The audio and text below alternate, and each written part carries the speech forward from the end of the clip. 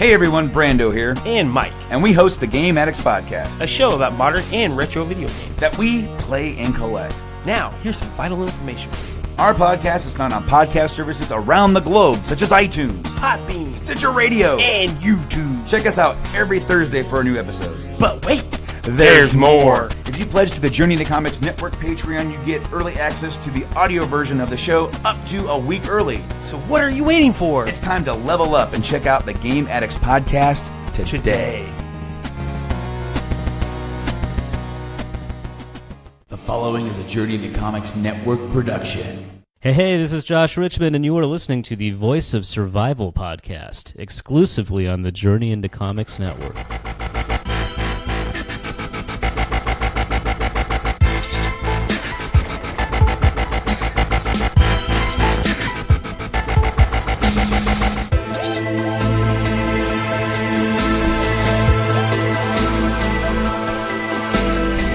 You're listening to the Voice of Survival podcast. Ladies and gentlemen, your host, Nate Phillips.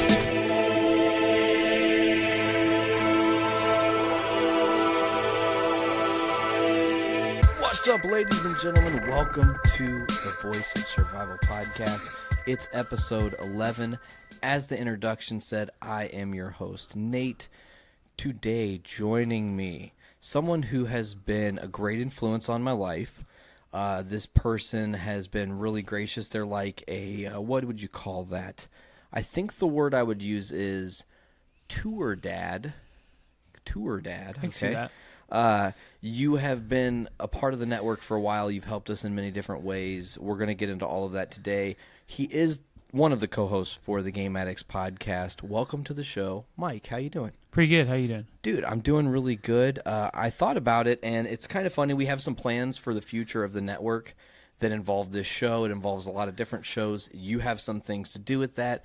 I felt like now was maybe the perfect time to have you on the Voice of Survival. And it's interesting, too, because while I know you, and we've spent a lot of time interacting together, I really mostly know Nerd Mike. Right. Like that side of you, and I feel like there's a whole person behind like your journey leading you to where you are in life now. So I really want to get into that.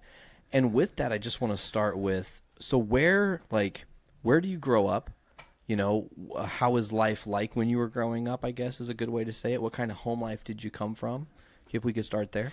Well, I grew up in Bloomington, Indiana. Yeah. Okay. And I'd say it's kind of rough. Okay. Didn't get along with my mother very well. Totally understand. My dad was great. Okay. He was always there, but me and her really didn't get along too well. Okay. So it's kind of rough and rocky, but I didn't actually do anything nerd then. Really? I had PlayStation. That's the extent of what I had. So you were just kind of like a limited gamer. Yeah, we did of course, Mario Kart and stuff at the neighbor's house, but really it was motorcycles all outside. You're a little rough and tough in that regard. Yeah, I grew up at Did you fix your motorcycles and stuff by yourself? Yep. So you're a good hands-on kind of guy. Do you, I always ask this question because it's just interesting to find out. Did you play any musical instruments growing up or anything like that? Trumpet. Trumpet. I started with a trumpet. Cool. You know, it's funny, that kind of mirrors my story when I went to do school band. I was supposed to play the trumpet. I couldn't do the lip blowy thing. So they were like, hey, you suck. Here's some drumsticks. And I guess I just unintentionally naturally had rhythm, but I was still not very good at drums, so I learned to play the bells, and that was cool because it was all the different things here. So you played trumpet for a time. Did you play that all through high school, or was it just like a little tiny amount of time? It is a real small, like one semester. Oh, wow. You didn't really like it that much? I didn't like it. Okay.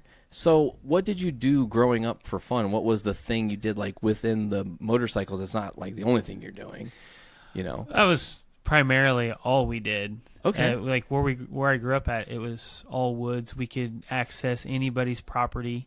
So everybody in the neighborhood had a motorcycle. So after school, we'd pretty much all just convene at one person's house and go. Race. Have fun. Yeah, just cruise around and. Cool. That's a cool life, man. It's cool. One thing I know about you, and we're going to go all over the place today talking about your story and your life and whatnot. one thing I know about you is that you definitely took an interesting journey that I don't know how to quantify like what it was even like. So let's get into this. You did several tours with the Army? Yes. Okay, so let's talk about that. Where did the decision to do that come from? Was it your home life kind of driving you away and you wanted to do something different? So how did that go? How did that all kind of come about when that happens? When you make the decision like, fuck it, I'm going to go to the Army. Well, I really wanted to leave where I was at, and I felt that I was going nowhere, and that I had the potential to go nowhere if I stayed where I was at. Spinning your tires. I literally went into the recruitment office and did the paperwork there, and then they're like, well, you're 17, your mom needs to come. So my mom came and said no, and then she left, and I signed it. Wow. So you just like, fuck it, it's my life. You were turning 18, I'm guessing. Yeah. So I left, and that started that journey. Okay, so the first thing you obviously do is go through basic training. Right. What's that experience like? For me personally, yeah, I enjoyed it. Okay. I mean, they're going to yell and scream at you. That's just part of the life. But I was a very active outdoor person. So for me, it was, okay, well, you guys are going to run together. And we'd run together, and they'd have like stupid, ridiculous cadences. Like there's some that are banned now that you're not allowed to do because they're very vulgar. Oh, gotcha. So we would run and joke around. I mean, I had fun with it. And then the shooting and the training, they had some optical courses that we did. I enjoyed that part. Okay. And then when I got into active duty, straight overseas. Okay, so let's get right into it. How does that affect you? Because I feel like basic training is like literally training wheels. Like, this is kind of what life is about to be like for real. But you don't really know what it's like. What is your feeling when you get your first like deployment? Well, I mean, at first it's kind of you don't know really what to expect. And then when you get there, it's not anything that anybody has taught you or anything. It's a completely different experience. So they teach you that this is what's happening now. So you have to go through like a pre-deployment scenario. Like a debriefing. Yeah, but it's a pre-briefing. Okay, gotcha. So they're telling you what's going on, what's actually actively going on overseas, and then you get there and none of that's happening. It's already changed. So it's all about adapting to your environment all the time. So you're like very much a fish on the water when you go over there. Where was your first deployment? Iraq. Wow, straight to the now. All my tours are in Iraq. Wow. So what parts of Iraq? What were some of your duties? Everywhere. Okay, so let's talk about the things. I know that there's a. I guess the word is terribly phrased here, but there's a landmine of things to talk about that could potentially lead down dark paths within your journey. But I want to know a lot of the good experiences that come from you serving in the Army, okay, and what that has kind of given you on the other side of that and coming back to civilian life. Because I feel like in the news, in the media, everywhere, you get constantly berated with this idea that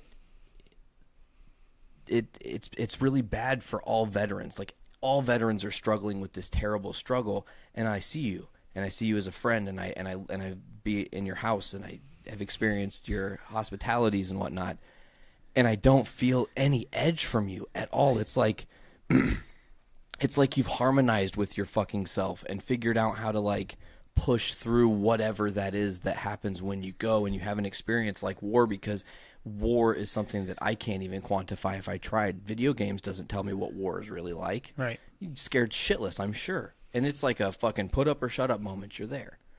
So let's go backwards instead of talking about the bad. Let's go back to this. And what are some of the good experiences that come from your tours in Iraq? A lot of mine is, so when I was growing up, I was pretty disrespectful, smart mouth. I'm still smart mouth, but no respect for anybody. Okay. And I felt like the military really pushed me to be where I needed to go. Like, it made me more have a sense. One of the things that came from there that was big for me is a sense of life. Like, how precious every moment of your life is. Fuck yeah. Because there are times when you go there and you're looking and these people are literally living in houses made of rusty metal, and it is one room that isn't even as big as the room we're in now, and there's 5 people living in this house. No fucking way, man. Seriously. And it's mud. It'll just be mud and a little sheet metal's top on it, and they have a curtain for a door that literally leads outside. That's it. So you really get a sense of, because as we all know, as we're younger, we all think that we're entitled to stuff. It's just what you do when you're growing up. Your parents bought you everything. So as you're becoming an adult, you're learning the way life actually is than what it was when you're living under your parents' roof. And that was a major eye-opener for me, thinking, okay, I can't take everything for granted. I have to capitalize on every opportunity that comes my way. And these people, they just their life, it looks more like ours are very complicated. Theirs is very simple. You know, they go out, they till the field, do whatever they need to do to get food, and that's... They're basically survival mode at its basic form, and we are in the most beautiful form, living with all these luxuries and being able to have podcasts and talk about things and whatnot. So that really helped me determine what I wanted to do with life, you know, as a whole. Now, as of like good experiences, the people. Okay. The people that I met in the service, unfortunately, I've fallen off with them because if you don't see them, a lot of them don't live close. We're talking 3-4 hours is totally understandable. Most of them. It's hard to stay in touch with everybody. And that's what really kept me in the military was the people. Like, the work is the same, you know, you're going to work. It's the same work. It's just the people, the bonds you make with those people over that time, you'll never forget. So stuff like that, it helped me develop my personality, because this personality you see here, very demeanor, that's not who I was at all. I was very loud, high energy, running around crazy all the time. And it's settled me down, like the realization of, you can't be that way. Do you, I'm not trying to pry too deeply, but do you like suffer from ADD or ADHD or anything like that? ADD. Do you know? You do have ADD, so it's not hyper, it's just the regular? No, ADHD then, okay, yeah, because it's been a long time since that, like... Typically, you find that out when you're like 8 or 9, like, hey, you're fucking crazy. Like, you need to get on this Ritalin, and my parents were like, no, it'll kill his creative drive, no. And that was like... My parents are definitely not perfect parents by any stretch of the imagination, but that is like one decision as a male adult now. I'm so grateful they never gave me Adderall or Ritalin. I had both. Oh, man. That's terrifying, because that just like zombies you out, right? For me, it didn't do anything. Really? Yeah, they took me off, both of them, and they were like, yeah, he'll just... You just were very hyperactive anyways, naturally, so... when was your first tour, I think is a good question, because I've been trying to think of the timeline of, would it have been like 2004? Yeah. Okay, so 2004 would have been the height of the start of the Iraq War, really, because I think it was the 2003 everything started really popping off? In basic training, they just caught Saddam. Wow, okay, so... And then it was AIT, and then... So you had to essentially go in and be cleanup. No, that was...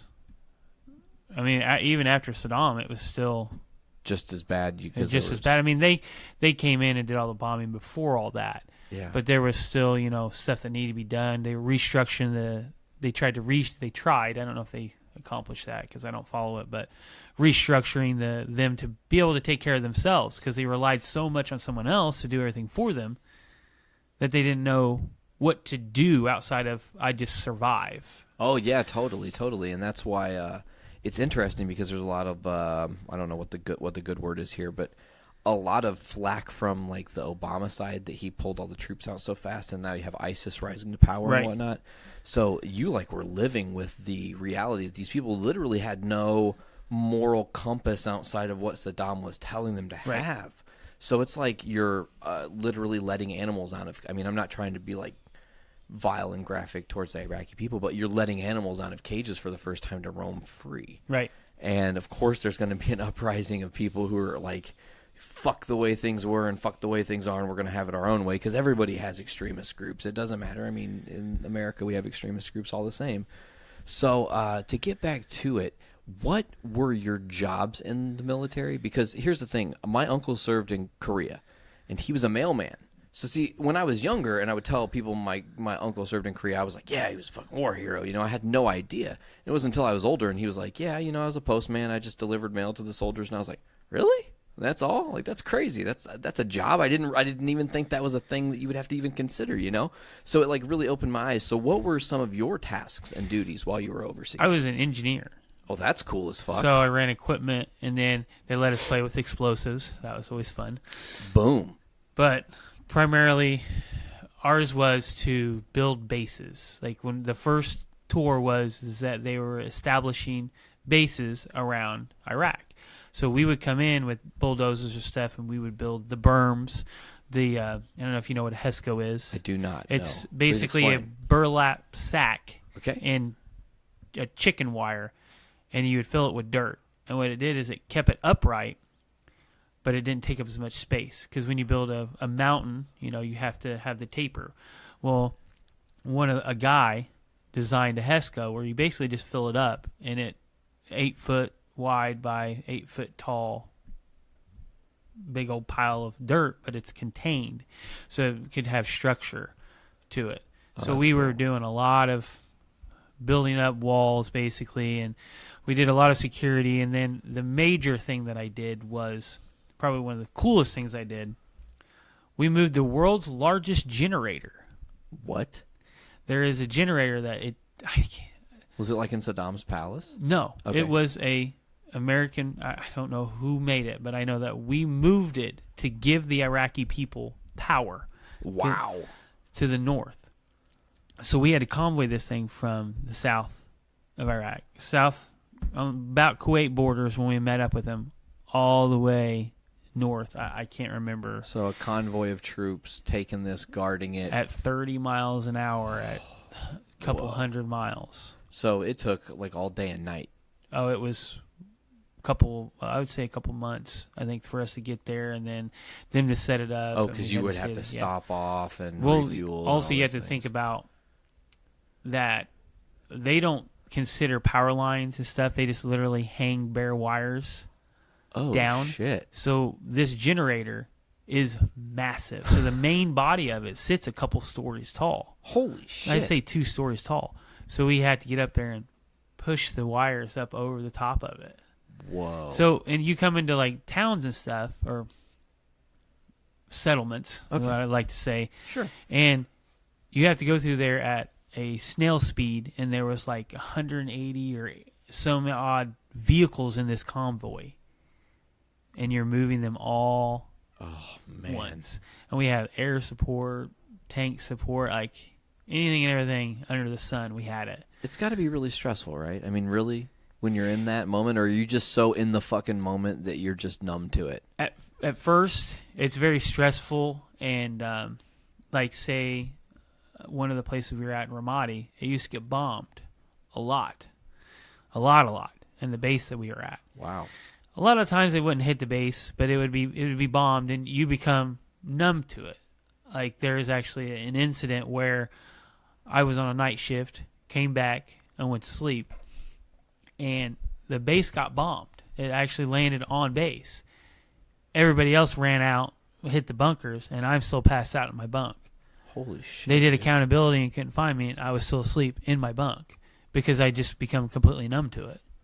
It didn't even wake me up, didn't even faze me at all. And they have alarms and shit that probably go off in that moment. Yeah, so you're just KO'd. Yeah. It was a lot of the hours there you pull, like, depending on what you're doing, you can pull long hours. 18-hour days where you're working for and you're just hours exhausted. And only sleeping for 3 or 4. Yep, and you could do that for multiple days. It all depends on what your scope of work is of that day. So you were not in the I'm not trying to say this disrespectfully. You weren't on the front lines of combat per se. You were in a lot of situations where you could see combat. I wasn't kicking indoors. Exactly. That's not what we did. Now, a couple of times I did go out with some Marines, and what would happen is that we basically got tasked to a couple of us would get tasked to like a Marine division. So we're with the Marines. So whatever they want us to do, that's what we're doing. So if we're kicking indoors, we're kicking indoors. A lot of the times they didn't want us to kick indoors. They say, "Hey, bring that dozer and destroy this building. Whoa. We want to get through here, make a path." So we would be on the front lines, but in a bulletproof dozer, and it's super loud. Oh, so so sometimes you think, did I just get shot at? Or is that just a noise that you heard? So you just keep trucking. Fuck, that's insane. A lot of times when people are deployed, sometimes you get like side tasked or something and you end up in Bermuda or in, Berlin or some weird shit. Did you ever have anything happen where you didn't go directly to Iraq first? You had to be temporarily deployed to Japan for, let's say, 2 months or something? No. It was always directly there. Yeah. Oh, that's it. You always go how it worked. Now, this all has probably changed at this time. It's been many years since I've been there. Totally. You would have to go to Kuwait. And then they basically let you get acclimated to the life. And then in that, there is usually a special forces or a ranger guy that will take you guys out into the desert and say, okay, we're going to teach you some stuff that you didn't get taught in basic. So like running and firing on the move and me shooting over your shoulder, getting comfortable with that. Whoa. Yeah, it's... Oh. So they do it's like a month or two where they give you your another pre-deployment. So you have like a pre-deployment in the States, a pre-deployment in Kuwait, and then your boots on ground.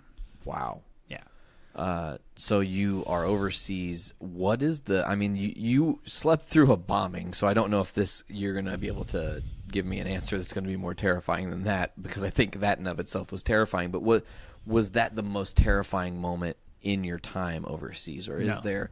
Are there things that you could talk about that are not? I don't want to talk about really dark stuff if you don't want to, because I totally understand that. But just crazy shit that you were not anticipating that definitely threw you off your game. So probably one of the worst things, and it's not like direct. It's nothing terrible. It's we were on a base, and at a certain point, and they always tell you wear your gear, and it's 100. So I was on the Euphrates River at Haditha Dam, helping these guys. They were building like an extension of the base for the Iraqi people or the police officers so that they could train. Okay. So we're building their base, essentially, from the ground up, nothing there, flat desert, starting from the ground up. So we're with some Seabees, and there's 3 of us that were tasked to go out there and do equipment operations for them to build up the berms and get the base semi-secure. Well, at a certain point, it's 130 degrees. We're at heat cap black. Like, it is, you're only supposed to be out for 10 minutes, 15-minute breaks, but that's not how the military works. You work. And you're getting exhausted. Until you're getting exhausted, and then you do it. So... And the gear that we were in, the equipment that we were in, didn't have like a bulletproof canopy. It was just like you see the bulldozer. If you drive by your house, like down the road, you'll see an open cab with just a little top on the top of it, so you don't get rained on. It's just completely open. Wow. So we're doing stuff with that, and me and a guy stopped, and I'm take off my vest, had my Kevlar off, and just hanging out, talking to this guy, standing on my dozer. We're deciding what's going on, and 3 bombs drop. Whoa. He still has all his gear on, and he's down. Like, so there's a berm, and he's on his dozer at the back side of the berm. I am probably 20 feet away, and the bomb hit on the other side of the berm. Whoa. The concussion was so loud that I passed out. And I fell underneath the dozer. Holy shit. So they had to pull me out. Whoa. I couldn't hear hardly at all for a couple of days. Like, every once in a while, there'll be a part where, like, sometimes Joanna will talk to me, and I just won't hear it all because my ears will be ringing. It's like phantom deafness. Yeah. I understand. But I can hear fine. But every once in a while, it'll, like, something will pop, and it's completely just nothing but bells. That's all I hear is a buzz. So that is... And actually, my mom... for some reason at that point in time, she had, you know how you get those gut feelings that something bad happened? Yeah. Well, she had that feeling. Weird. And I wasn't able to contact her for a couple weeks. And she was freaking out. Yeah, absolutely. It's weird. We're just going to get into this a little bit, because hearing that story makes me think of a totally different thing that happened in my life that's far less like life or death traumatic, but definitely in the same token just like makes me empathize in some way with maybe what that moment was like for you. And I remember I was in a car with my buddy, and this lady was driving us, this chick that we went to school with, and I just felt this really awful feeling, and I looked up and said, we're going to hit a deer, and boom, a deer jumped out, and we ripped its head fucking clean off of its body. Like, it was a terrible, disgusting thing. Well, for weeks, okay, and I'm like 17 when this happens, for weeks, I'm having trouble going anywhere in the dark because I'm like terribly seeing this deer that we fucking murdered, you know? So I'm guessing, and again, let me know where the bounds are here, but I'm guessing that that's some kind of lead into some PTSD for you, having that experience. I mean, being knocked out from a concussion from a bomb dropping is gotta like definitely create some real life tension when you come back from the conflict. So for me, I don't ever think about it.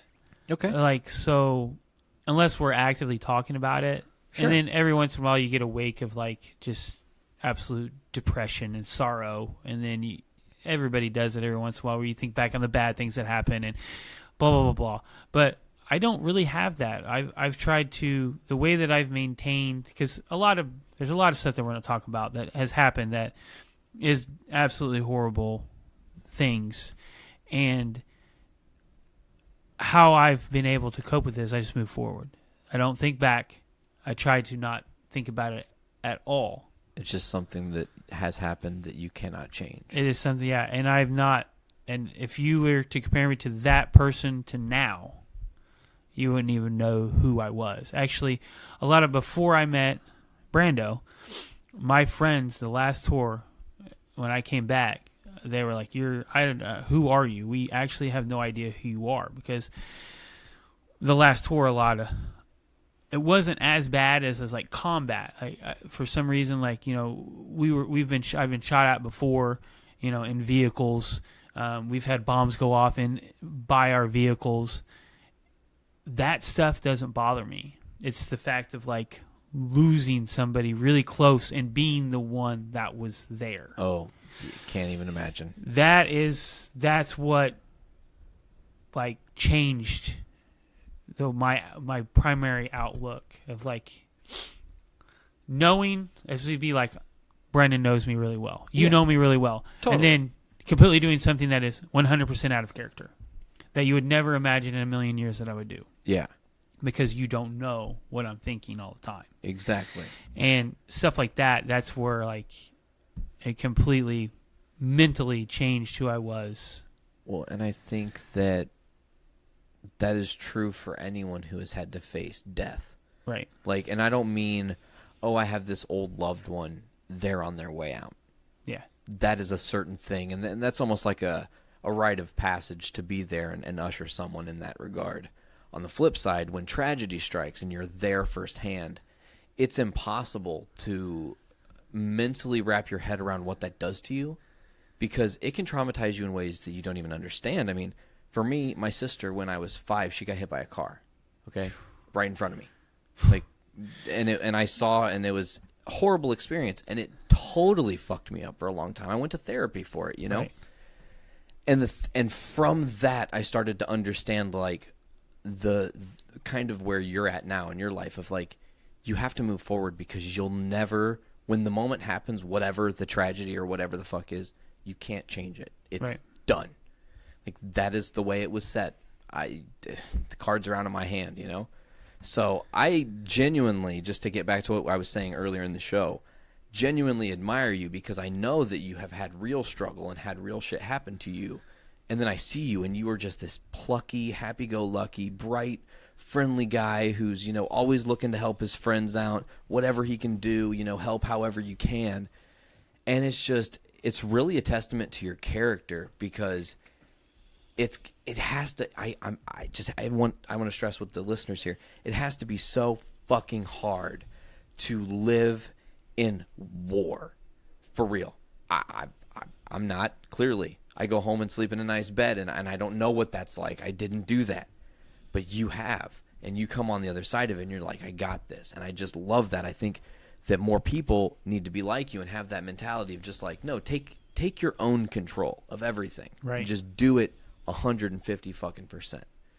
So let's keep going. What are some more things that went on that were interesting in your time in Iraq that you can necessarily think of? So we'll go back to the one that changed. So what you're talking about, like mentally, the stuff that fucks you up, essentially, with the death of my best friend at the time. Oh, impossible. That was the...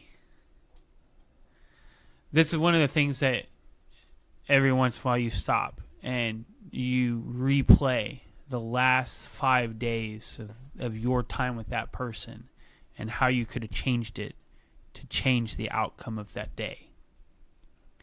Unfortunately, he took his own life. Oh.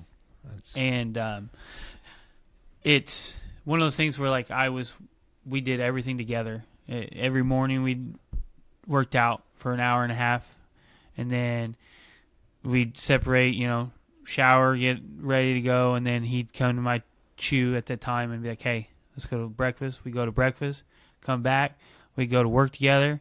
Like, we spent as much time as we could together. You guys were brothers. Pretty much. Absolutely. And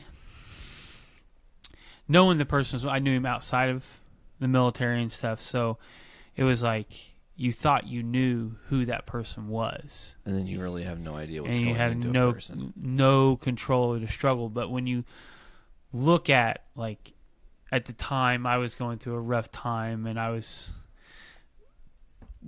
more focused on something that now when I look at it, that I should have never even focused any energy on at all. Totally. Not on him. And when you replay that back, it's like, it's hard to not blame yourself, where the signs were like, hey, I need to talk to you about something important, but you're wrapped up in your stuff. Well, and I mean, I totally understand what you're saying there, because it's the cry for help. But when you're crying for help too, yep, it's impossible. It is kryptonite to kryptonite. You can't do it, because if they're wallowing in their thing and then you're wallowing in your thing, you could totally just give really destructive advice to continue upon this. I feel like what you just told me about your friend, I did not know, and that's very unfortunate. That happened while you guys were over there. Yes. Okay, so then that brings me to my next thing, is it kind of helps me to see more of who you are, because I feel like, and correct me if I'm wrong, that moment changes you and also gives you another chance to self-reflect. Yes. Like, what am I doing? What is my shit about? What is important to me now? Right. And then you go, what if I was on that path? Yep. What can I do to not be on that path? And it changed you. So in all of that, I mean, how does something like that, because it didn't just affect you, because you were with a group of people, I'm guessing. Right. So that just is like a real blow to the whole morale of everything. Yeah. Oh, man. I can't even... Ugh, it just makes me feel sad and really not happy for you. Yeah, I mean, I say this and it sounds bad. It is what it is. You have to take life with what it gives you and do the best you can with it. That's basically the gist of it. Everybody's heard the story before, but when it happens, everybody says that, and they're like, yeah, life's tough. You just got to deal with it. But when it happens to you and it's right there in front of you, and you know that you could have been the hand to change the direction of the path that was taken, because I had kind of known that he had struggles before. Okay. And, he kind of briefly told me about him, but it was kind of like, it's a moment of low, that will never happen again, blah, blah, blah. So you don't think about it, because you know this person for, let's say, 5 years. Yeah. You spent a lot of time with him. This happened, 6-7 years ago, before you guys even met. So you don't think about it. You think, this is the person I know now. Absolutely. So when you go through it, it's hard to, like, sitting here talking about it, it's hard to not play back everything. Totally. And it's not like it's you just remember every detail, the smell, the taste, everything about that moment will never go away. The hardest part is finding some type of solace in it, essentially, like something positives that come out of it. There's nothing positive about death, but it's what happened is it changed my view of everything. Gave you an option at new life, right? Really, And it made me think that, I spent too much time with myself and not others. So one of my things to change that path is that I will never be selfish again. It will be I care more about my friends than I do myself, because if I lift them up, they lift me up. Bingo. So before it was, what can I do for me? Let's go do this. It's all about me. And at that moment, every one of my personal views changed within seconds. Because you think about something like that happens, it's hard to not talk about it.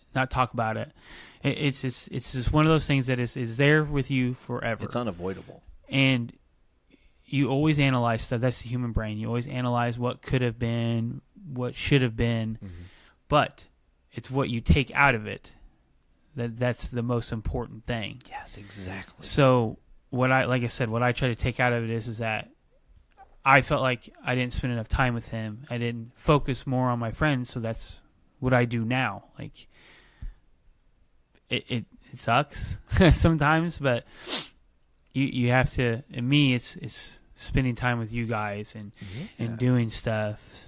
Well, and it's allowed you and afforded you an opportunity to now not take moments for granted. Right. If an opportunity in a moment presents itself that is a once-in-a-lifetime thing, you really go, no, there's really nothing more worth it than for me and my friends or me and the missus or whoever to experience this once-in-a-lifetime thing.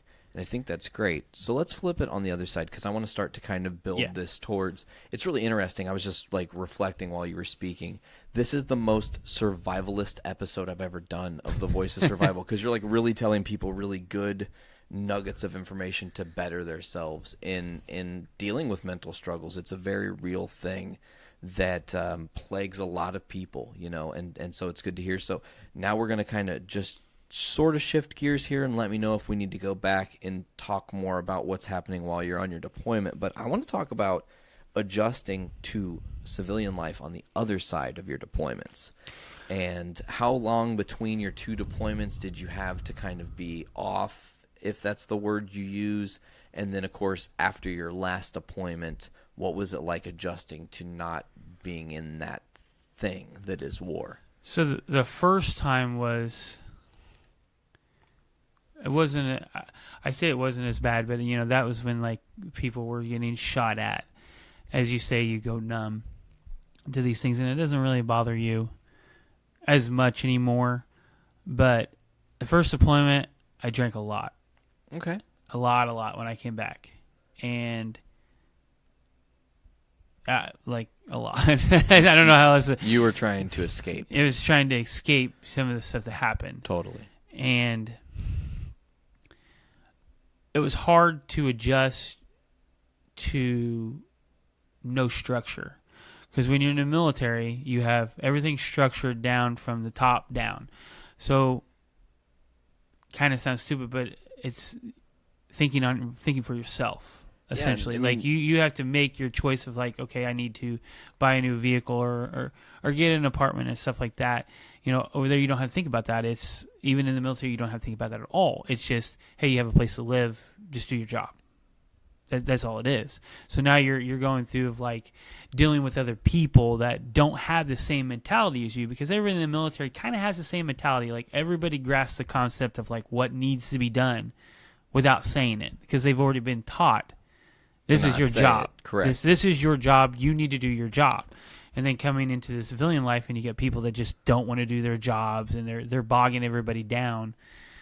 It's hard to hold back, to like not say, hey. So it's very interesting, because you just gave me a moment to think about how similar the Iraqi people are that you're freeing, right? Right. And then how you felt being freed from. Exactly. Because you are, again, a caged animal that the door has been let out on. Caged animals, they are scheduled when they're supposed to eat. They're scheduled when they're supposed to be bathed. They're scheduled when they're supposed to go and do a show for the people, or whatever. And that was you. Yep. You were doing the job. So now you're free from that. Did you come back here? Or I actually Bloomington? moved to Or Lafayette. You said from Iraq to Lafayette. Pretty much. Well, Was your decision based on anything that was going on here at the time? Did you have friends already here? Or? so I had my cousin Okay. was up here, and he had just moved up a little while ago with his mom, and then his mom moved back to Bloomington. Well, he decided to stay. Sure. He got an apartment. And I told him, I was like, I want to get out of Bloomington. I don't want to be there anymore. That's kind of the reason why I am where I am now. I'm not going back. So I came home and then packed up and went straight here. I've spent a couple of days with my family, and then maybe a month total catching up, And then here I came, packed up, moved in with him, got a job. I feel like I missed a totally important question in all this. What? You said you visited with your family. Do you have siblings? I think I don't know. I have a think sister. You have one sister. Is that it? I've met her. She's a very nice lady. Well, I have more siblings, but through the ones that I know is my sister. I have, I think, 3 other sisters on my father's side that I have no contact with at all. Okay, totally. So what did your sister think about you wanting to go to the military and do all these things? Was she too young to understand it? Yeah. So she really didn't know, and then you come back and she's like getting closer to being a grown-up, I guess, because she's like in her 20s now? 22, 21, 22 I think now. you told me that at LaFiCon when I met her. But yeah, it's so you're in Lafayette. What's the first step? Do you get a job of any sort? This is the first thing I did. Where did you go? I went to not Lafayette, Venetian, Imperial Travels. Okay, travel agency? Yeah. No, it's the travel agency where they do their buses. So my cousin and his sister stayed here. His sister married a guy that actually works with Subaru now with me. Oh, cool. And they were living here, so we were all kind of together, and he's like, hey, I'll give you a job. And it was like cleaning buses, working on the buses. Like, it was a minimum wage, $8, $9 an hour. Doing what you can. Doing what I can. Then I got a job here at Walmart for a little while, and they sucked. Walmart. Yeah, it's just all you can say. So, and then I moved to work with Lafayette Venetian Blinds and did Imperial Travelers. So I was working almost two full-time jobs for a long time. I did that for about a year and a half, 2 years, just to stay busy. Do you know what the next question is? She's behind you. How did you meet your wife? I think that's a good, interesting question, right? I mean, that's important. I actually met her through some friend. Well, initially, who has his own podcast. What is his name? Would it be Blaine? Oh, yeah, from Podcaster. He was actually the last Voice of Survival's guest, truth be told. But so you met her through, what's interesting? I don't know if he brought this up on the podcast or not. And if not, I'm trying not to embarrass you right now, but I heard that at one point you went by Little Mike. Yep. You're a pretty big dude. You're just like a tall fella. Tall. So Big Mike must have been a big motherfucker if you were Little Mike. So Big Mike is shorter than me, but he's heavier than me. I used to be 135 pounds at 6 foot tall. So you were like matchsticks. Yeah. Damn. And he was kind of a shorter guy, but he's pretty husky. All right, I gotcha. So that's where they had Little Mike, Big Mike. Fair enough. So during that time of the Little Mike, Big Mike is when you met Joanna? Through that time is where I met Blaine. Okay. And then later on, I lived in Pheasant Run. Blaine lives in Pheasant Run. And they were moving in together as I look back at her. And you just got this face of death. Wow, that was awesome. I saw that. You didn't see that. That's all right. If I had a camera. I get it all the time. And Brandon's asleep. Hi. He's like, no, he's not. Oh, my gosh. He's playing the Blaine from the Attack of the Yawns episode. Except for he's not actually on the podcast snoring into the microphone, which is maybe one of the single greatest moments of podcasting history. But let's get back to it. So he asked me to help him move. And I was like, yeah, it's fine because I was working nights. Sure. So I walked over to his apartment because he lived the next building behind me. And she was there with Blaine, and she was packing her stuff into the car. and we packed everything into Blaine's dad's truck. I'm looking at you. So we packed it all up. I think the first day was packing it all into his car that he had. So we packed it so tight, he's like, hey, you're going to have to ride with Joanna. So we were literally moving 4 or 5 buildings down. Oh, my gosh. So it's like a super short move. Yeah. Awesome. So she doesn't talk. And I am a very open person. Like, it doesn't matter who you are. Oh, I know. I'm going to talk to you. Hey, how's it going? Yeah, I totally know. And so she's like terrified because she's not a people person at all. Well, they do say opposites attract. I'm just saying. And it was funny because we got in the car and I started talking to her and she's not talking back at all. She's just driving and kind of doing the eye roll, looking around thing. Why is this guy talking to me? Who the fuck is he? And then as we're moving stuff in, one of the people that are moving in with Blaine and his girlfriend are there. Okay. And the guy is working and the girl's literally just standing there staring at us, carrying stuff up. So there's plenty of boxes, small stuff. She's not doing anything. She's just standing there looking at us. Totally. And I look over to her and I was like, "The fuck's this lazy bitch? She's fucking lazy. Get a fucking box." She's like, "I know, right? What the fuck is she doing?" So she's like dictating where stuff goes. Oh man. And I was like, I'd smack the shit out of her. Man, you guys bonded over bitching. That's amazing. Pretty much. So we bonded over making fun of somebody. Fair enough. So then the next trip, like back and forth, because we did a couple trips, she started talking to me in the car and, just BSing. Just warming it up. Yeah. And we were still making fun of that girl the entire time. And then, so they split up. And then 6 to 8 months or something like that, in between that, we met at a friend's party that invited both of us. And you were just like, "Oh, hey, you're that chick." Yeah, pretty much. And she was like, "That fucking bitch still didn't move a goddamn thing." No. So we were sitting there and they just talking, and then The we were the first 2 people there at the party. Oh. Because I'm always early. You guys never heard about fashionably late, huh? And I was there 2 hours early, and she was there an hour early because he was my best friend. Gotcha. So I would always come and help him do whatever, and we'd do what we needed to do, and then she showed up before anyone else.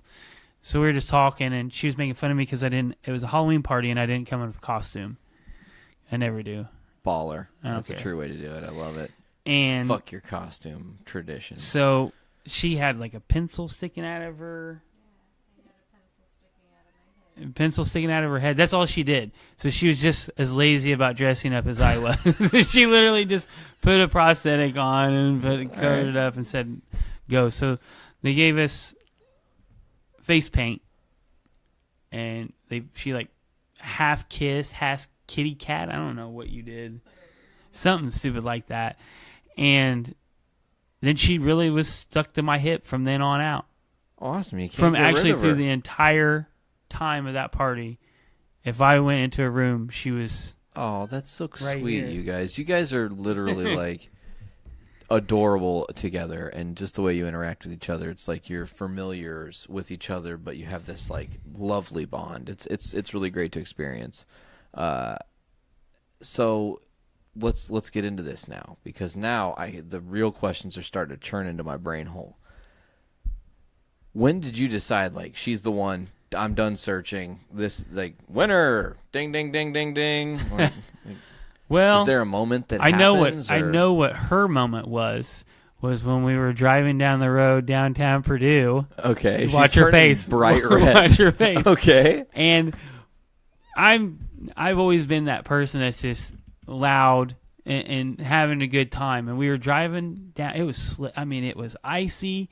It was bad, and there were some people, I'm going to say people, walking, and I literally, she's in the front seat with me, our roommate's in the back, and I just turn and yell out the window, and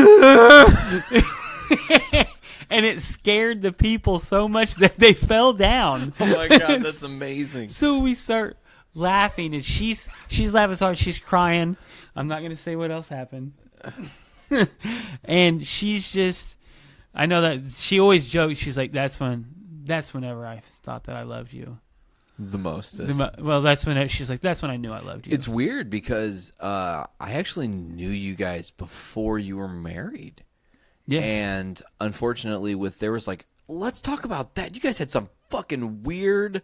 We haven't really got into that part of your life either. You have weird, fucked up luck. No. She has weird, fucked up luck. Okay. I have always had good luck. Okay, fair enough. I'm the firm believer of there's no real luck. Everything is circumstantial, but I digress. You guys were going to get married in a place and it burnt to the fucking ground. Three weeks before the wedding. How does that... What? Yep. And here's the more fucked up part, because let me tell you something. You guys had awesome invites to your wedding. They were like Harry Potter-esque themed. You had the cool, like, the wax stamp thing. Like, I fucking remember those. She did that all by hand. That's crazy. So they were the tits. I loved them, right? And I remember, did you post it on Facebook or something? I don't remember where it got posted, but you guys were like, I can't believe this, but now we're trying to find a place to get married because the church burnt down. Was it a church, right, or was it just a building? It was an old gymnasium in an area that I grew up. Oh. I didn't go there, but it was like a landmark of the area. Like, everybody knew it. It's been there for, I would say, 100 years or so. Like, sure. It was... And somebody burned it down. They did not want y'all to get married in that church. So where did you guys end up getting hitched at? At a pub?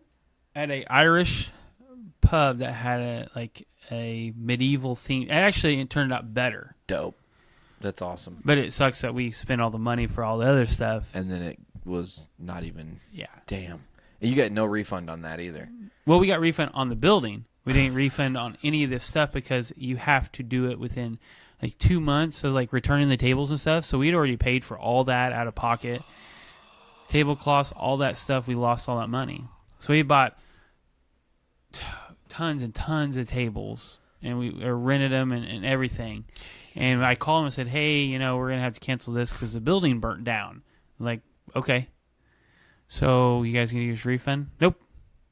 Oh, I would have fought tooth and nail. I did, and they're like, "That's our policy." It's in, and it. I had the paper in front of me, and I was like, "Are you kidding me? Like, that's circumstantial. Like, if it was okay, me and her are not getting married because we hate each other now, it was a different story. We had a building burned down. That's act of God, bro. I mean, yeah, like there's nothing you can do.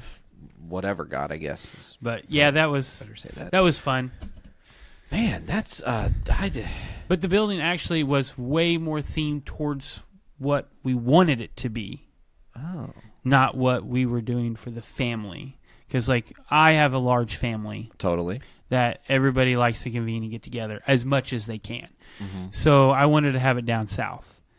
And that's why we picked there. It's not the prime location. It really wasn't what we wanted. But it was just where it was at for family. Because, that's what really makes a wedding. Not how much you spend on it, what it looks like. It is more about who's there and spending time with them. Absolutely. So it worked out better because we really liked it, other than her dragging lamps down the aisleway. What happened now? So everything was really close. Oh, the train caught some shit and brought it along for the party. Her wedding dress was grabbing stuff. Come on, ride the train. Yeah, pretty much. Ride it. Yeah, that's a fucking awesome. Bringing lamps and shit. Mike, I think that we need to move forward to the next step in all this. So we've learned about the wife. We've learned about a little bit of the past. Let's talk about how I know you. Yes. Because we haven't got there yet. Now, I started the JIC podcast January 14, and I didn't know you. Right. I didn't know Joanna. I didn't know Dick. I didn't know Nick Torres or Nick Maxon or fucking hardly anybody. The only people I knew was this guy over here and Kate. That's pretty much it. Kate hits a deer. Brandon is unable to come to do one episode of Journey into Comics. He then Skypes in, which shows us that we could Skype the whole show and always do this. Right. Why not keep it together? I bring him on as my creative genius. The rest is history, blah, blah, blah. I believe in history, so bear with me, folks. I think it's episode 39 of Journey into Comics, Surge and Crispy M&Ms, is your first appearance. I believe it was you and Nick Torres with Brando cast. he had got Surge and the Crispy M&Ms had just come that. back, and you guys did the whole episode. And I remember thinking, like, I was like, man, that Mike guy is good. When he talks, he brings up good points, but he seems really like kind of timid to speak on the mic. Right. And slowly but surely, the more you were introduced to it, the very next week we were here. First time I officially meet you, we're here to do Nerds of the Round Table 1. That's an interesting thing because coming up Monday, Nerds of the Round Table 3 will drop on Future Week of Journey into Comics. We're almost there in a couple days here. So I meet you there. We did like the food taste test and shit that never was released because I fucking won and damn it. The root beer and nuggets and fries and a burger, right? Was it a burger? I think it was just or a cheeseburger. Maybe? Cheeseburger. That's just a plain burger. Yeah, damn good. I have a great palate for food, so I'm still salty that never saw the light of day. But I met you there, and it was like, I think you were maybe on one more episode in between 40 and 50, and then you were a part of episode 50. Right. And then it seemed like the more I was down here to do podcasts, the more I was noticing you around to be a part of it. Game Addicts starts, Brando kind of started his own thing. He brings you in. What has it been like doing your own podcast now along with this guy? And you guys are 60 episodes in. I think about when Brando and I were 60 episodes in on JIC and like how green we really were. And of course he's a little bit more seasoned now, so his episode 60 is different than yours. So I want to get your perspective. What has podcasting been like for you, and what do you like about this medium? So for me, it was a struggle at first because I have a way of mixing my words up. Totally understand that sometimes. And that's even outside of being behind a mic. That's just who I am. Absolutely. And at first, I really speaking with Brando and stuff, it was hard for me to really adjust to, like, we're both fairly long-winded. Once we get going. And totally. It's hard for you to find a break point in each conversation. So I was kind of just hanging back, and I was hearing he'd ask me questions. I'd answer him in a short little spout, and then you have to learn how to be like the great interjector with podcasts. Absolutely. So at first, I think one of the first ones that we did together was the E3 of 2015. He's not awake to answer me.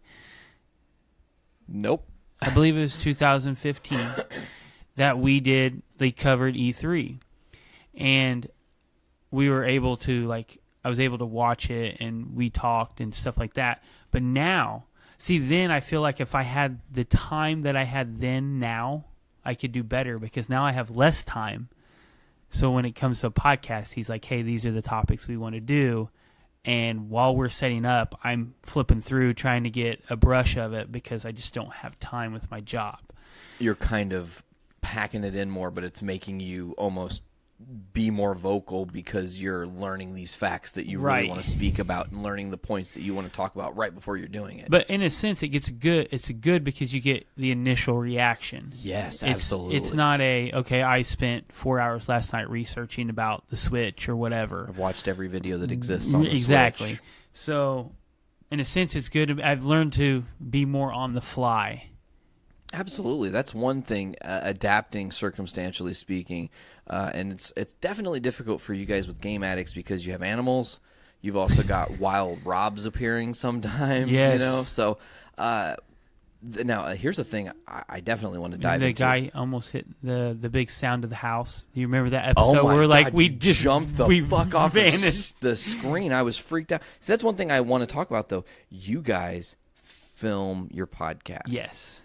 What's that experience like? Because let me tell you something, brother. Here's a little secret about Nate.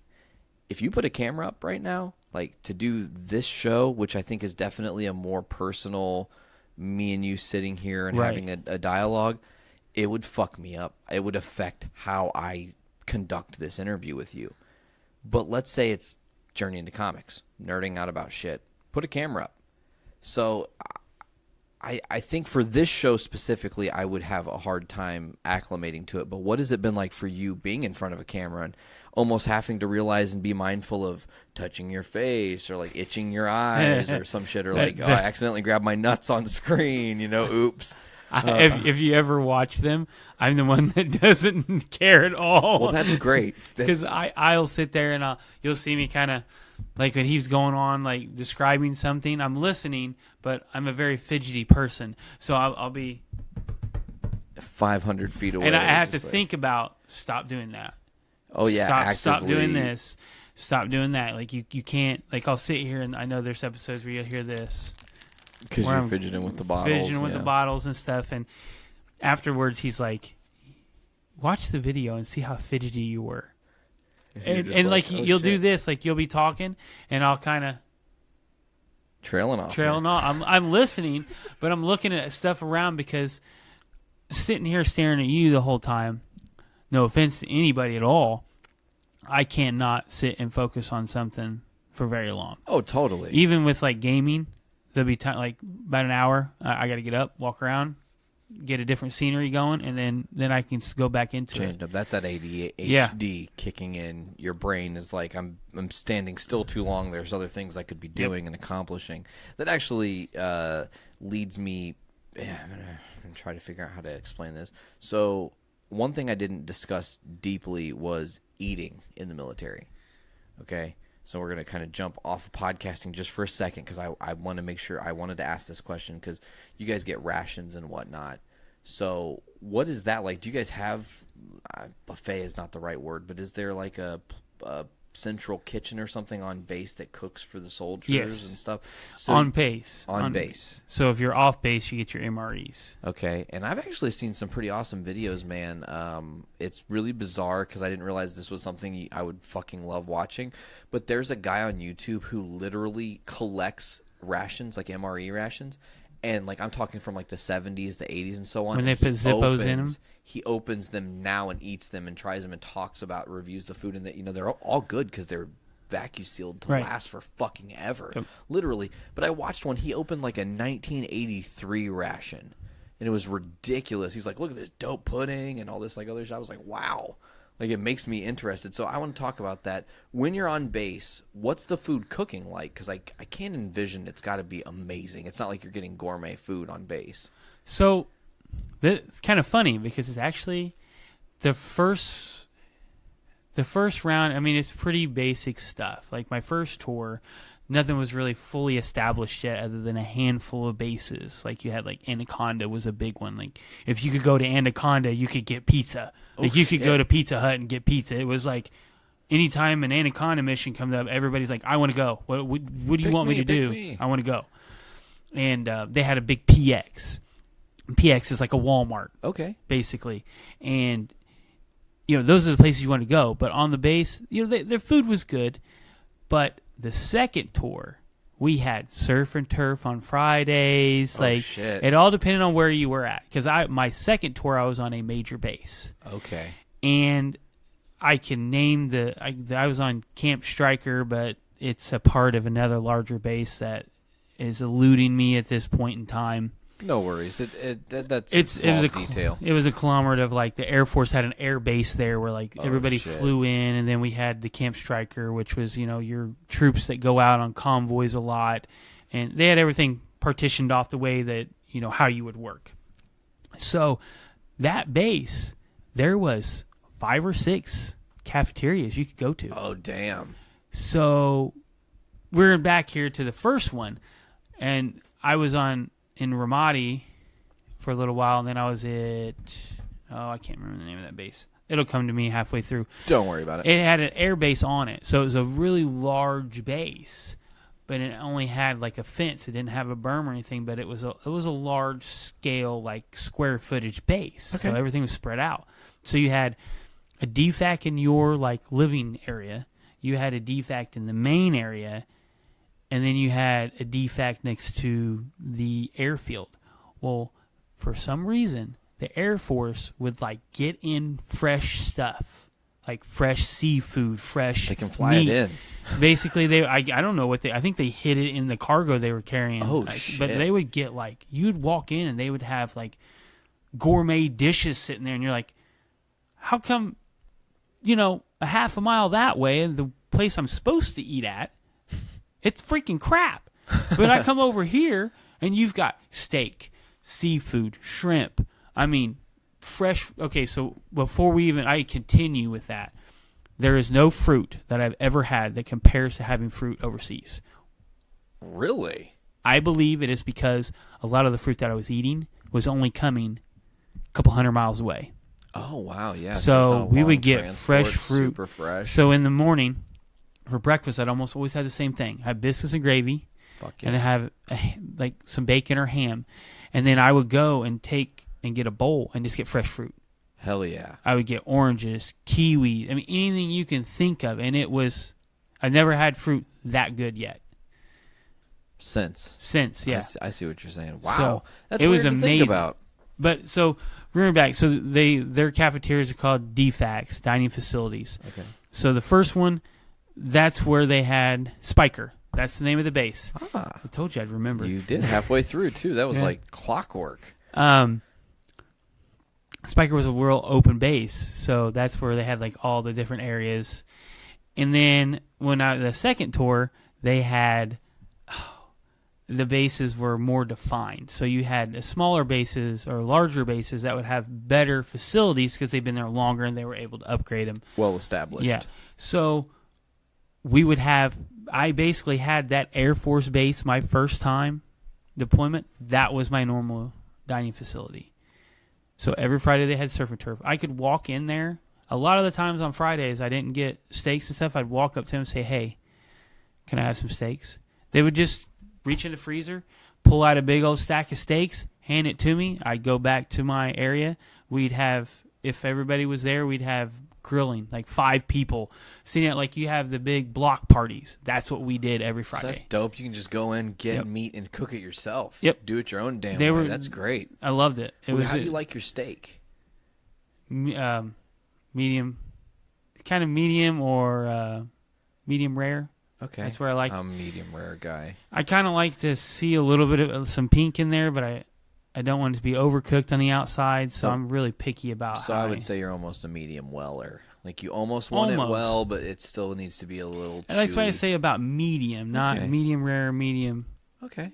But yeah, I feel that. I'm a big, with Foodies Watching Movies, we still haven't had you guys on that show at some point. That's my other goal, is to have another. Wait, you guys were on Foodies? It was just a fucking crazy train wreck of a show in episode 4. If you guys remember, we had the thing. I think here. I came in right after work. Yeah, I literally you did. drove straight that there was to work. crazy. We didn't know if you were going to be a part of it, and things were all in flux, and that was a very busy, crazy, wackadoodle day that I will never, ever, ever, ever forget. But let's continue back on. So you've been podcasting for a while now. Yep. We're at the end of 2017. This is the last Voice of Survival for 2017. I feel like I've said that all week because it's been the last episodes of 2017 for these shows. So let's go ahead and ask the question. I asked Blaine on Podcastrophe yesterday, so I think it's beautiful to ask you on my show today. What are some things that you're happy with, like some, I don't know if successes, but what are some achievements that you think you reached in 2017 as a part of the network and doing Game Addicts? And then on the flip, do you and maybe Brandon doesn't know these, or maybe he does, do you personally have goals for 2018 moving the podcast forward for what is next? And that might even include beyond what you guys have talked about, because I know one thing Brandon and you are like chomping and foaming at the mouth to get into is the streaming aspect. So let's start first with your 2017, looking back at it. What do you think overall? I will say one moment that stands out for your podcasting career, if that's a word you use here, but in your podcasting journey, one moment that stands out that defines you within our network is how fucking huge you stepped up during LaFiCon. Like, I cannot hype you enough about that, because that was a thing where Brandon set it up, I showed up, and everybody else did everything else. And all I had to do was focus on podcasting. And it's not that I asked for that. It's not that I was trying to be a prima donna and say, I don't want to get my hands dirty. It just, you stepped up so fucking hard, man. You went to bat for the network. You guaranteed that we are there next year in a bigger capacity, or rather this year, I guess you should say, the 2018 LaFiCon. So, but just, I don't know if that moment is what defines your 2017, but for me, that's something that's big in my opinion of you. So let's go back to it. your views. What is some things that happened in 2017 that you're very happy with when you think about your podcast and things that have gone on?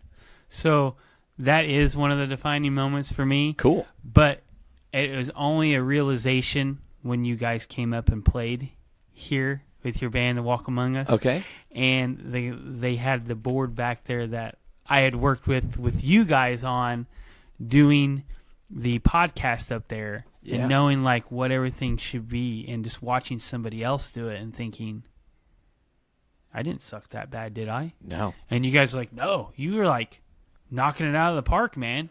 So, for me, that was a defining moment to secure our extra spot. And I kind of tried to push a little bit with like getting Game Addicts to take over their game room tournament, because yes, absolutely. the gaming tournaments flopped. And I know me and you were really chomping at the bit to get down in some Mario Kart. Mm-hmm. And we ended up doing that later on. But, you know. When I was out of practice. Right. Fair enough. I don't care. No excuses. You beat me fair and square. It's cool. Well, you beat me on the last one, so that's true. You're getting back in it. That's fair. But getting our it's really hard for our scheduling, for me and Brando's scheduling. So one of the pinnacle moments is for us basically being so flexible that we can just do it whenever we need to, and preparing for like E3 and stuff like that. Like this year was really hard for us because we were back and forth with work. But you just went getting from days to nights again, and that week was bad. Yeah. So, but getting one of my defining moments of this year is getting all of us together. Yeah. That's what I like to do. I like to host because, I like letting people in the house, and afterwards everybody leaves. There's always stuff to be done afterwards. But to get everybody together and to be together, just to be, or is it whether it be podcasting or hanging out like you guys came up for that weekend and we just chilled. That was a fucking amazing weekend. And, it's weird because I said this to introduce you on the show, but you and Joanna and Gretchen and Rob are the Walk Among Us parents, as it were, our tour parents, because we're the irresponsible kids who don't show up till 2 or 3 in the morning from a gig, and we're all loud and obnoxious and rowdy about everything, and don't settle down till 5 or 6 in the morning when you're getting up to go to work. I mean, that's for real. But then it was really awesome on the flip side to just come down. We went and saw Justice League. We hung out. We stayed the night, chilled. It was great. And then even staying when we have shows.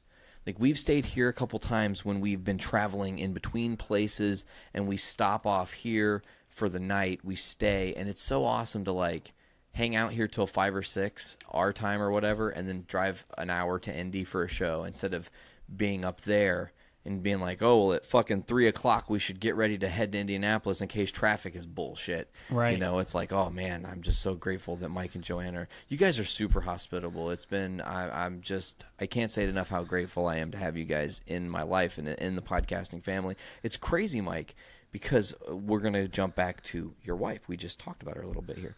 She has now taken the charge and is podcasting as well.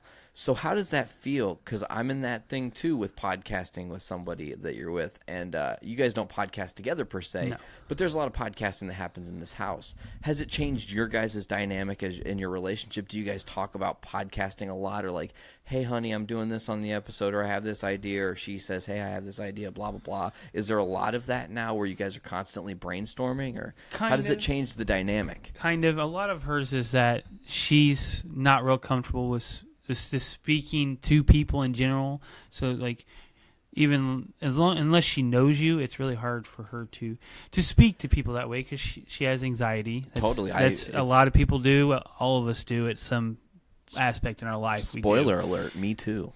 It's ridiculous how even asking you to do voice survival, I was like, oh my God, I have to talk to Mike now for real.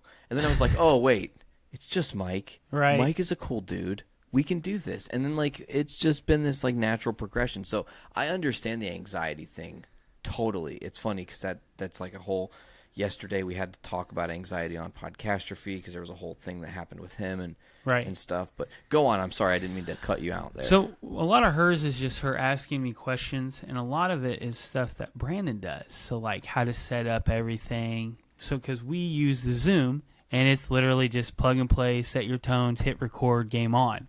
Yep. So she's using the computer. Yeah. I haven't used the computer, so I'm trying to help her navigate that the best that I can with my limited knowledge. Totally. And then she'll ask me, like, do you think this sounds good? Do you think this and that? And I, being me, I mean, I should work on this more, is that when she asks me to listen to stuff, I should probably start listening to it and giving her my personal opinion. But when it comes to something like this, I want to be hands off, let her figure it out. right. Well, I don't want her to only look for my opinion, because I'm going to be very neutral. It's not going to be, you're my wife, so I'm going to powder coat it. I want you to get better, so I'm going to be kind of harsh and say, okay, well, you did this too much. Because I know everybody will listen to themselves and they're like, okay, I say or I do something, like I fidget a lot. And totally. I personally do a lot of backtracking where I'll repeat myself multiple times. And it's hard for me I have to basically get myself back into mindset, so I have to verbally repeat myself. So with her, she's a perfectionist. She doesn't want to put anything out that is not perfect in her eyes. Totally. So it's hard, some of the best moments are those that are unplanned and that are complete catastrophes. Also true. But are hilarious. Also true. Whenever you listen to them, but you think, damn it, I screwed that up so bad. Why would I do that? But when you really look at it and you listen, like you or I listen to it, we'll start laughing and say, that's hilarious. You should keep that in there. Spoiler alert, I think I've done just over 200 podcasts all time. Like, I think my number is probably like 215 now, or somewhere around there. I was counting, I think, because it's like with all the other shows and anyways, I digress, and then all the guest spots and whatnot. So one thing I will tell you is what you just said about moments creating themselves within podcasts that are unplanned. That's so true. And here's the most beautiful part. I've never recorded something in a podcast where something went wrong and then had somebody contact me and be like, hey, I was fucking wrong. Why did you do that? Right. Typically, if it matters that much, like it will never matter that much, Right. Especially if your show is be spur of the moment, be spontaneous, be real, and just give your full attention. I think, just personally speaking, it's cool to see Joanna with two different kinds of shows. You look at the show she does with Kate, and that is its own kind of machine that has its own formula, and they kind of are a little bit rowdy and different. And then you look at the literature show, and it is, it's like a supercomputer of information, It's completely unique. It literally is, hey, I can give you exactly my detailed, opinionated thoughts without convoluted, long-term tangents like Journey into Comics. Yeah. Enjoy. Get in, get out, get done. And that is the beauty of it, because there's no other show on the network that's like that, so it just gives it its own uniqueness. And I think that you are, again, an amazing and supportive person, so you definitely, I'm sure, fostered, yes, do the podcast. You should totally podcast, and don't not podcast. What's that look for? Because she is a procrastinator, and it took her almost a month to do her first one. But that's okay. I took a 3-month break after my first podcast and didn't realize if I'd ever do it again. So, right. I no hating on that. And everything worked out perfectly. The timing is beautiful. Everything's working and running on the network exactly how I want it to. So, there's no real complaints. The only thing we could do better is just get more people to actually hear us. Yes. If we could just, that's coming. That's one of my weak points, is because I am not a social media person. It's hard. It is hard. It's almost really a third fucking job for me. On top of, list of things Nate does goes from like managing a band to managing a podcast to managing 4 podcasts to managing a podcast network to now I deal cards again and like all these other things. So too many hands in the honey pot. It's nice to know that I have a team of people that I can go wash my hands. You guys can figure it out, and everybody does great. Yeah, everybody does great. The beautiful thing leading into all this is next week, January 1st, starts feature week. Yes. For the Journey into Comics Network. We're going to be featured on Podbean Monday, starting with Journey into Comics, Tuesday, Poor Rapport, Wednesday with Foodies, Thursday, Podcastrophe, and Game Addicts. That's your show. You guys are doing are doing an NES retrospective for that, I believe. Yes. So that's going to be fucking awesome. One of my favorite systems, the original NES. I can't wait to hear what you guys say about that. And then obviously Friday is awesomely episode 10 of Butt Stuff.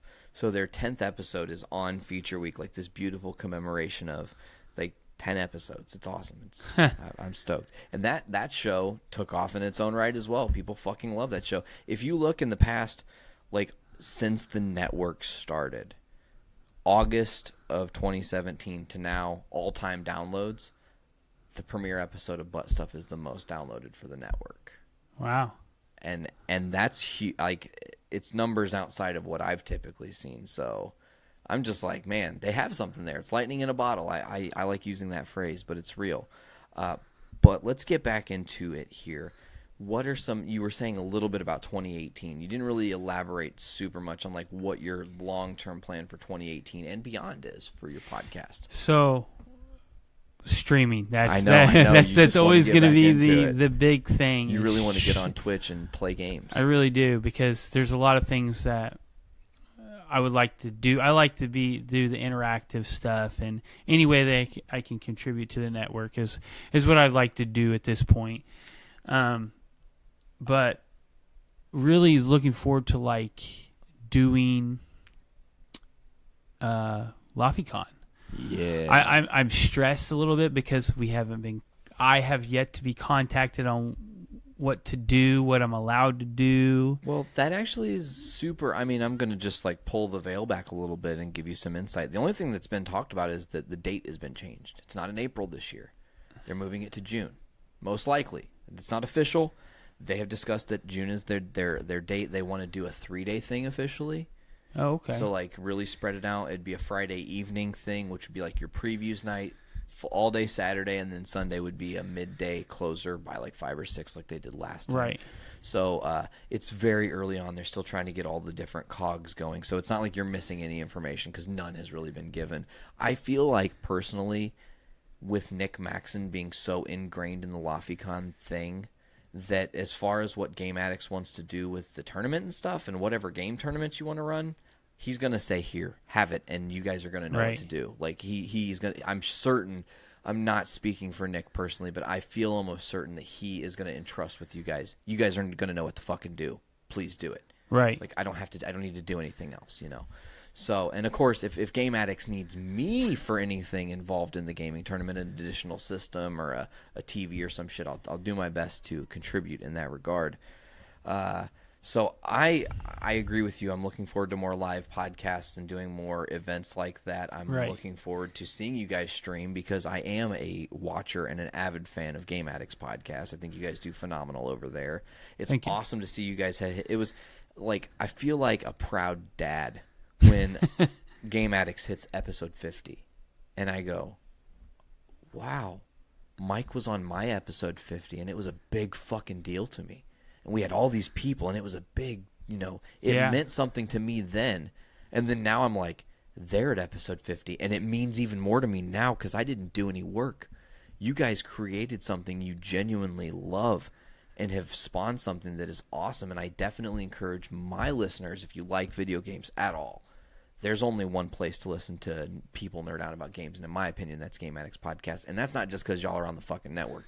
That's because I literally value your opinions. So, I don't know if there's anything. I always ask my guests this question, but is there anything we did not dive into today that you're like, whoa, how did you miss this? Why did we not go down this path? Can we start talking about this now? Now, keep in mind, if it's some big, huge thing that's like a giant thing that we did not uncover, we can always do an episode 2. I'm not opposed to that. Right. But if it's a smaller thing and you got like a 20-minute slot to fill of some stuff you want to talk about, by all means, be my guest. You know what I'm saying? No, I don't. Okay, well, I don't think so. If you've got nothing else, and typically no one does, because I feel like I try to be as knowledgeable as I can in regards to, I mean, I literally just learned a lot of your story today and asked those questions in the moment based on what you were telling me. So, and then that's how I like to do it, because I don't feel like if I sit here and research you and your life, I'm reading a book. I'm not learning you and what you actually think and feel about the thing. So I love to get really feel how you felt about the podcast and talking about the things you talked about today. I thought you did a phenomenal job. Just want to get that out of the way. And thank you so much for being a guest on The Voice of Survival. Anytime. Well, good, because I'm going to need more guests at some point. I told Brando today, I definitely said, man, look, here's the deal. I'm going to try not to repeat any guests as best I can. And then as soon as I'm done with everybody in the network, I will start repeating guests because it's pretty much all really the people I like interviewing are the people that I know. And it's cool to just learn different sides to the people you're around because the things you told me today, some of that stuff I would not have expected. But I think that's going to do it for today. We're going to go ahead and get into the plugs. As always, you can check out the Voice of Survival podcast on JourneyIntoComics.com. Go to Patreon.com/JourneyIntoComics. Give us $1. You get early access to every episode that goes live on the main feed and Game Addicts as well on the Patreon. Or if you give us $3, you get exclusive content and early access. It's a bonus there. Voice of Survival on Facebook. Podcast, Voice of Survival podcast on Facebook. If you go to the Voice of Survival on Facebook, you'll just find me, because that's my thing. And then if you go to Voice Survival Podcast, that's the podcast. Voice Survival on Instagram and Twitter, I do believe. Leave us a 5-star review. I think that's going to do it. Mike, thank you so much for joining me today. Thank you for having me. Absolutely. Anytime, man. And I think that's going to do it for today, folks. Just keep your heads up and don't stop swimming.